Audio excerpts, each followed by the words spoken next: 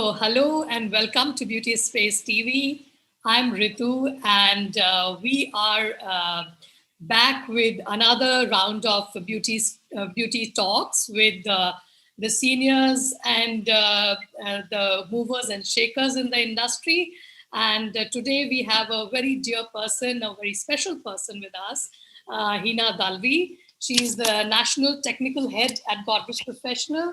Hina has been in the field of hairdressing since 2002 and has been an educator for 16 years. She has studied with various national and international artists and academies like Vidal Sassoon London, Tony and Guy Singapore, A Cut Above Malaysia, to name just a few. She had, of course, she has led various seasons of fashion weeks in India, including the Lakme Fashion Week and the Times Fashion Week, and has worked on a number of projects and celebrities, including names like Sonakshi Sinha, Pratik Babbar, Rajkumar Rao, and so on. She was the National Creative Director for leading salon chain Lakme Salons with over 400 salons, and is currently working as the National Technical Head of Godrej. Her articles and works have been published in various industry publications and consumer publications, including Hair, Salon International, Launchpad, Style Speak, etc.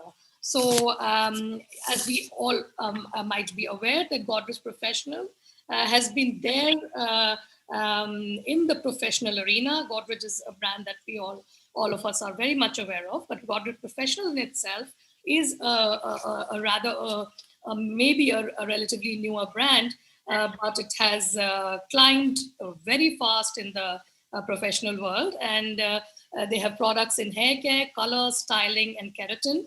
And it's part of the umbrella group called the Godrej Consumer Products Private Limited. They have over 4 decades of expertise in hair industry as such. And of course, this is the first ever professional range that they have launched, and the products are sulfate and paraben free. So welcome to Beauty Space TV, Hina Dalvi. Thank you. Honor to have you with us today. It's my pleasure. Thank you so much for having me. You're most welcome. Hina, I'm very curious to understand that you yourself are so young still, and you're at the top of the charts, as we say, in terms of leadership and the creativity that you have shown with your work, etc. Let's start from the very beginning. Like, how did it occur to you to become a hairdresser? Yeah, I think I started in the year 2002. Actually, this was more of something like a hobby. I used to really love, doing my doll's hair. I think it's just there. But however, when you're in college, I was in college at that time, I was studying, and I wanted to do something side by side while I'm studying and everything. And of course, full-time job was not possible.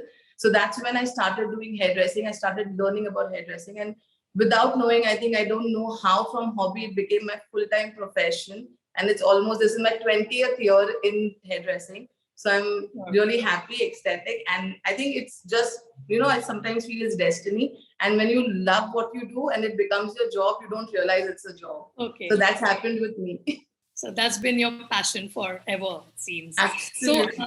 So did you get any obstacles on your way? Like, the typical things that we get to hear that, girls shouldn't do this, or, this profession is not that good for you. So how did you overcome them, if at all you had these obstacles? So honestly, when I started off, this was, as I was saying, it was a hobby. So nobody thought I'm going to take this as a full-time job or something. In my family, it was not very open at that time, at least I can say. In fact, I wanted to go into computers.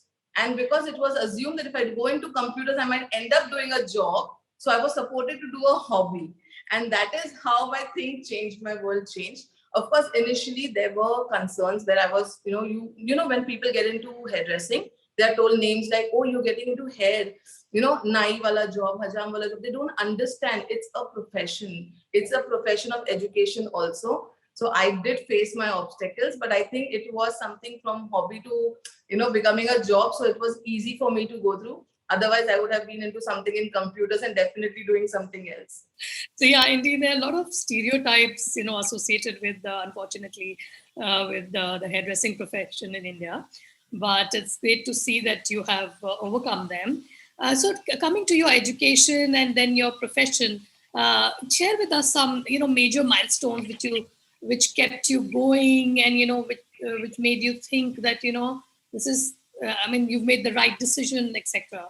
So I think, when we start about hairdressing, we always speak about being at a salon. I started with the salon industry. Like I started working with small time salons, going and growing gradually.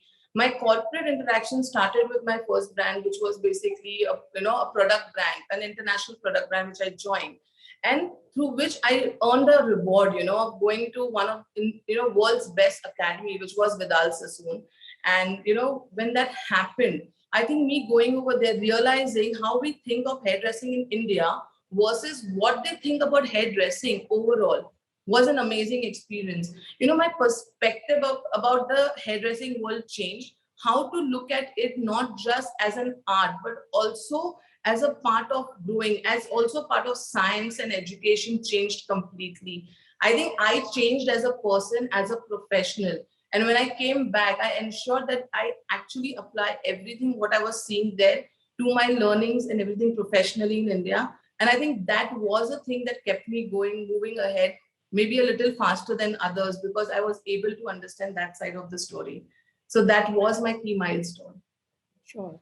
And then your profession. So, how do you think, because all the great hairdressers I've ever spoken to, they talk about, and they are always so humble when they say, we still have to learn so much, and and I've always wondered, how do you approach your profession? Because I see a lot of bloated egos also, especially in India.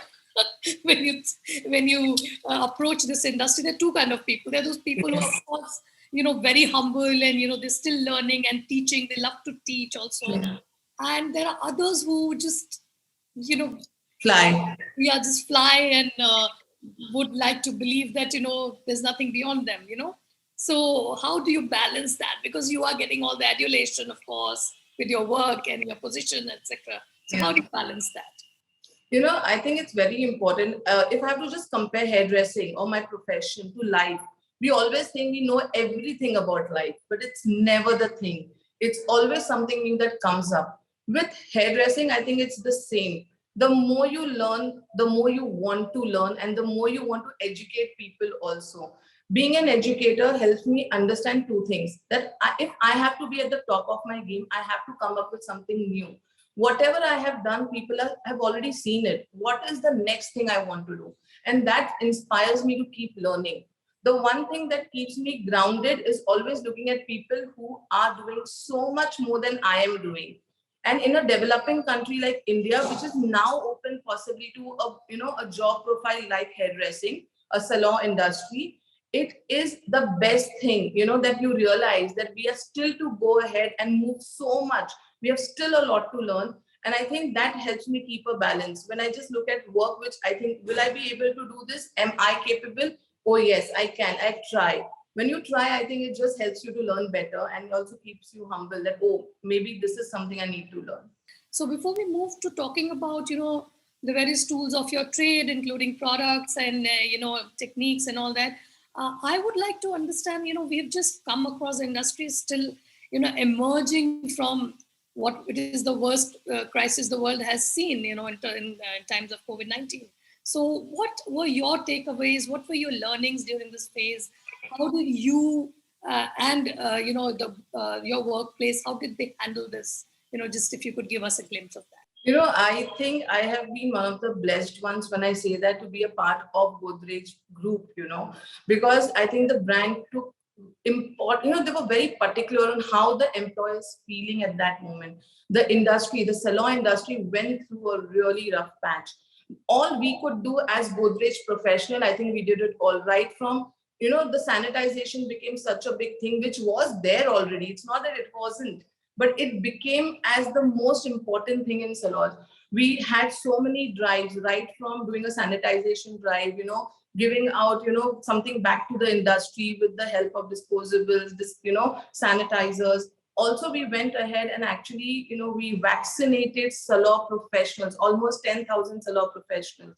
that was a way to actually show them that it's not always the salon that can just give us business, but we can also give back to this industry. That was important. The one thing that we realized, and I think I realized personally, was when all of this entire pandemic happened, everybody went back to basics.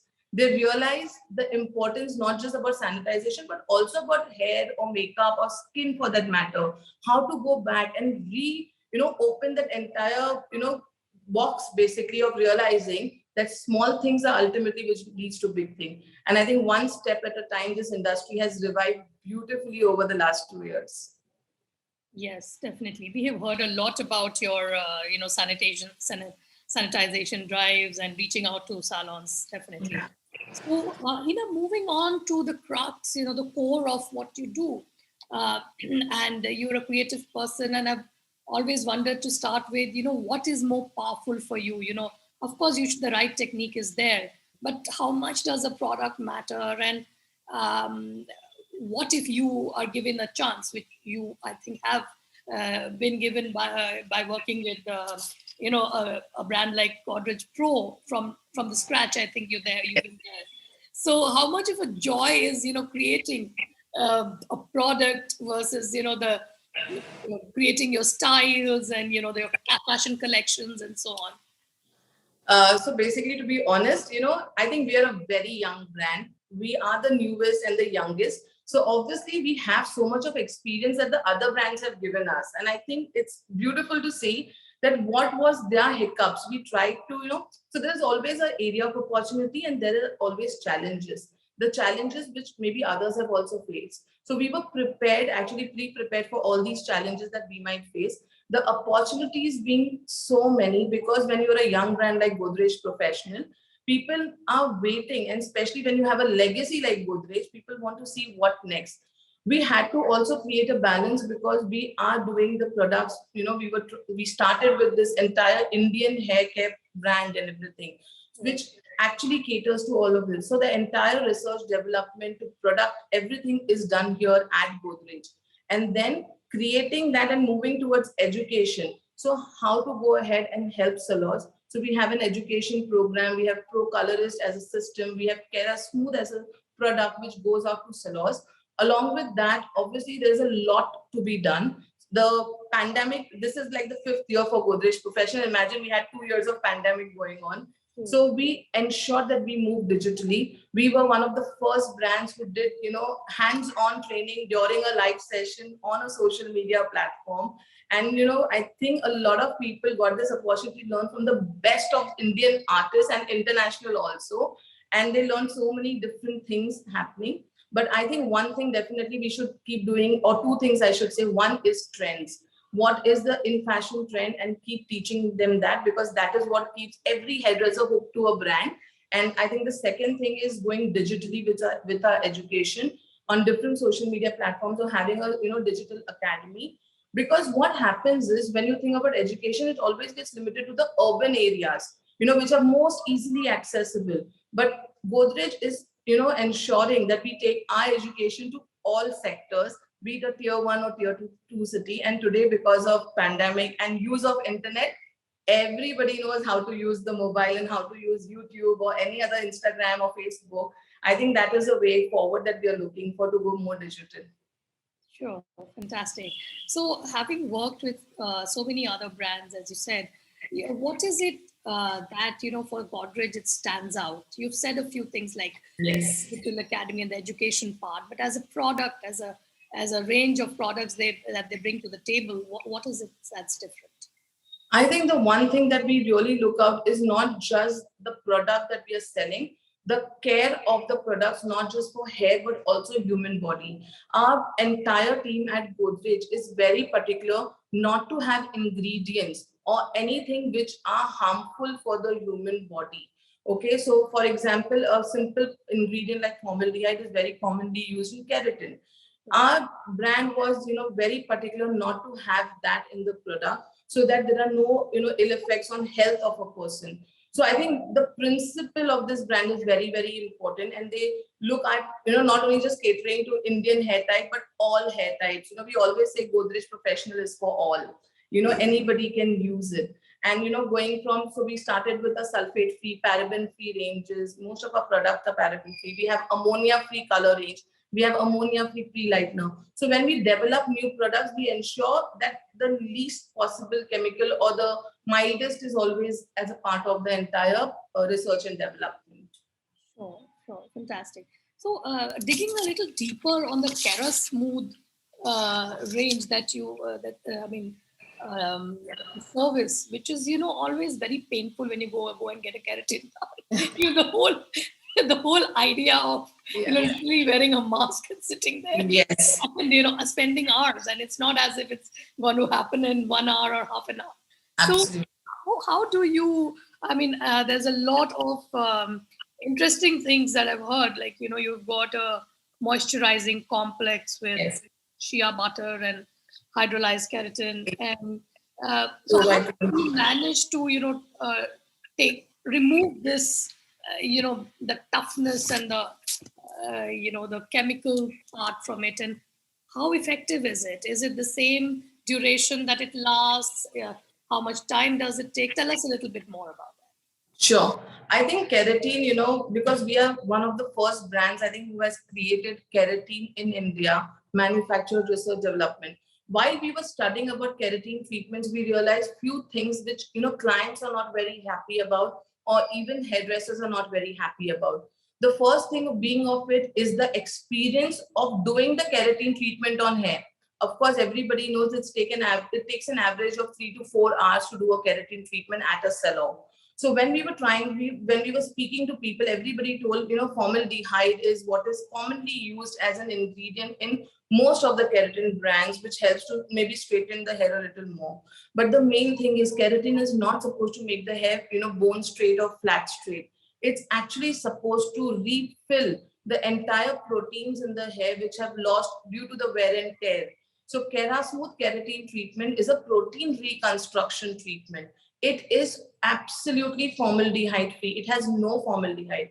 Now, just to give you inputs about formaldehyde, it is a gas. It is a very strong, smelly gas, It converts to a liquid basically in combination with products. However, it is, as per some of the studies, international studies, it is a known carcinogen. So it can cause or lead to health issues, watery eyes, runny nose, asthma, breathing, and respiratory issues. And of course, in extreme cases, to more extreme conditions. However, we didn't want such things to happen, and that is why we went ahead with it. The entire experience, it doesn't actually smoke up as much as other brands or, as other products basically in the market, which are formaldehyde based or non-formaldehyde based also. There is no greasiness. There are conditions like on sensitive and henna treated hair, usually keratin is not supposed to be done. But our brand has no such limitations because it has been tested across all hair types. It works for everybody. The main thing is the moisturizing complex. So while we are filling in the proteins in the hair, along with the moisturizing complex, as we mentioned, it has shea butter, wheat germ oil, it has provitamin B5, hydrolyzed keratin. So it's strengthening the hair while it's treating the hair, softening the curls, making the hair soft, smooth, flowy, and actually fashionable. And the best part, even after being a non-formaldehyde based keratin, it actually lasts up to 60 washes, which is almost 6 months. So I think that is a great thing about Kera Smooth. It works beautifully with the aftercare called Kera Care, which is sulfate and paraben free range. So very easy to use. It's like a wash and wear thing now. And is there a study or what's the kind of demand you think there is of, keratin treatments in salons? So mostly I'm assuming that women go for it. Yes. And what kind of demand is it to which you are addressing this service and product? There was this one phase, almost I think 5 years back, when straightening was in craze. Everybody wanted this bone poker straight hair. The problem was when it grows out, it leaves a very strong demarcation where the roots are curly and the hair is flat. I think over time, people realize that naturally straight looking or smooth looking, beautiful hair is in fashion. In fact, most of the salons have this high demand of keratin treatments. They are the maximum asked, hair texture, you can say, service in the salon. And today, not only women, but also men have started going for keratin treatment in salons, because they realize if they have very coarse hair, even if it's short, when they do keratin treatment, it just becomes softer. It's much better. So a lot of people, there is a lot of demand of keratin treatment. And I think Kerasmooth really helps to solve the problem both in performance as well as taking care of the health. And price-wise, how do you guys compare to the others in the competition? So we are absolutely competitive. In fact, you can say a little more reasonable, because see what happens is when you produce and make the product in India, you're not paying so much of duties and everything. So it works, but we are absolutely competitively priced. It's easily available. We have a big packaging. We have a monodose packaging for people who don't want to maybe invest in a big bottle. So it works both the ways for us. Sure. So that's about Kerasmooth. I'm wondering, moving forward, what else do you have up your sleeve? What's coming up? Anything that you want to do a breaking news here, that would be great. I wish I could, but sometimes it's better. Obviously, I would say this always, brand is nothing without being trendy. There is something definitely trendy coming up very, very soon. In fact, in the month of October, it's going to get launched along with a few products. I wish and I want to reveal, but I can't. I'm so sorry. But definitely trendy and amazing, something for the hair care as well. So keep watching. Okay, so we will look forward to that. But before we end, we have this whole, at the end, we have a small little segment where we talk to you and ask you, if you're, if you're okay, then only you tell us about your personal care choices that you make, like if it's your hair, what is it that you like to use, etc., about your wellness choices, fitness choices, anything that, which can kind of, it inspires to understand what, you being in the beauty industry are choosing for yourself. Absolutely. So about your hair care, maybe a regime or anything that you want to share. Absolutely, Ritu. I think, Ritu, this industry is all about being fashionable, and I think this industry is one of the most accepting industries, it is very inclusive forward. They don't see size, gender, race, culture, anything. And being a part of this industry, you have to be at your game all the time. If I'm into hair, I have to have the best hair. Otherwise, it's of no use. So I'll just give you a very quick tip. Everybody, it's a very common thing. Everybody thinks coloring is not good for hair. But do you know coloring actually can add more shine to your hair than your natural hair? This is one thing.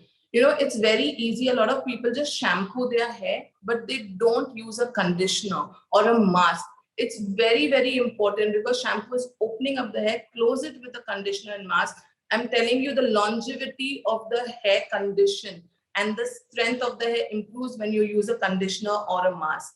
A leave-in product like an acai oil or an argan oil works amazingly beautifully. These are with regards to product. Now everybody is going to think I'm promoting Godrej Professional products. Okay, let me give you another tip. Have a lot of water. Drink a lot of water.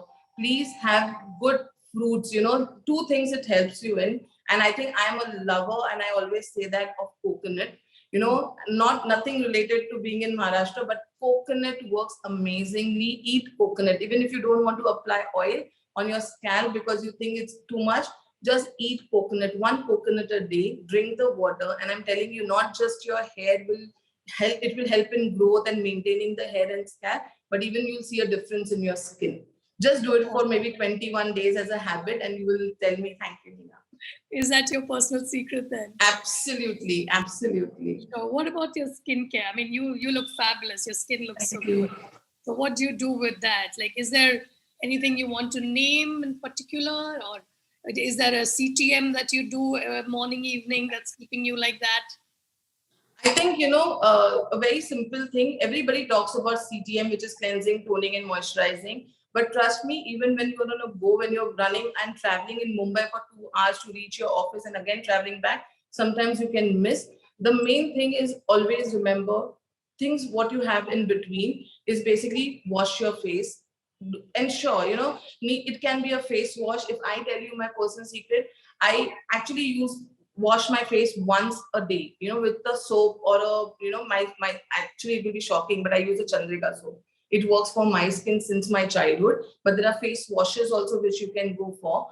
And every other time I keep splashing my face with water, even if there is no need. Not just it just hydrates the skin externally, it works very well. One thing I never miss out on is definitely is a moisturizer. Okay, when I was younger, I should say that I used to be more like, okay, natural honey and everything work. But when you start aging at a particular age, you have to move to products. And no product is harmful. When it is, you should check which brand you are using. I like few brands, I wish I could name, but I will avoid. But definitely few brands, they have beautiful moisturizers, water-based moisturizers, cream-based moisturizer. I personally like water-based moisturizers because in Mumbai, everything is very humid. So I use that, be it before my makeup, at night. And last thing, one face pack a week. It can be a face mask. I still stick to my multani mitti for that. That works amazingly. Fantastic. What about, in your, the kind of stress that we all live in, um, so what is it that you do for that? Do you do meditation, yoga, running? What is it? What's your favorite? I wish all of this was my favorite, but trust me, it is absolutely not. The one thing I really like doing is painting, and that painting happens sometimes just sketching or something. And other thing happens on my face, which is makeup. So when I have to just break free from everything that's happening around me, I learn a new technique of doing some other art.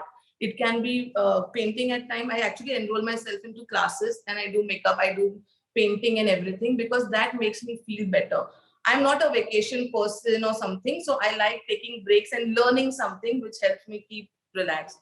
Sure. I think that works for me. That's awesome. That's awesome, and very. I think it's very unique because. So, and last but not the least, I would like to understand, like, as a creative person, how do you fit in the boring and the mundane duties, like administrative work and looking at the numbers at the end of the day, what's happening, that can be really a grind for people who are so creative as you guys are. Absolutely. There's so much that is happening. And because at a place that I am right now, there are two segments. It's a management segment and it's a creative segment. So both needs to happen. And, I always say, even though I might have a very good mind, but I am a human at the end of the day. I write down my things to do every day. It's ticked mark what is done and what is not done. I give myself a frame of time that I need to finish my work during these hours. If I don't finish it, that means my efficiency is not up to par and I'm losing it. So I keep myself in check with all of that. I think that is important because I can be as creative as I am and I can speak a lot, but what's the use if it's not converting to numbers? It's not converting to business. Then my art is of no use. And I always believe in one thing. You always sell through education. And when you are especially in a profession of business, you have to encourage people to use different things with your creative side of it. So it has to be both the ways. Yes, fantastic. That's great. So thank you so much, Hina Dalvi, for being with us today. It was a total pleasure having you with us. And I wish you all the best. Thank you so much. It was amazing talking to you. And thank you for having me over once again. Thank you. Have a good day. You too. You too.